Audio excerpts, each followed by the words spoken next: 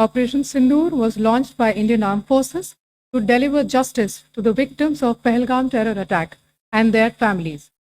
9 terrorist camps were targeted and successfully destroyed.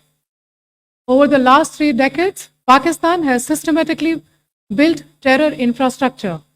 It is a complex web of recruitment and indoctrination centers, training areas for initial and refresher courses, and launch pads for handlers.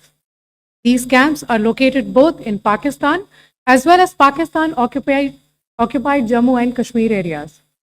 Some of the well-known training camps are located, as you can see on the screen.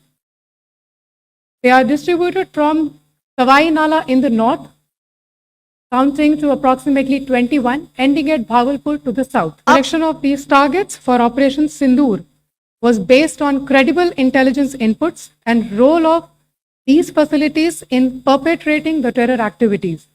The locations were so selected to avoid damage to civilian infrastructures and loss of any civilian lives. This was done with due diligence, and the camps selected for targeting and their engagement will now be shown to you one by one. The strike on the terror camps were undertaken through precision capability, as shown to you. A niche technology weapons with careful selection of warheads was ensured so that there will be no collateral damage. The point of impact in each of the target was a specific building or a group of buildings.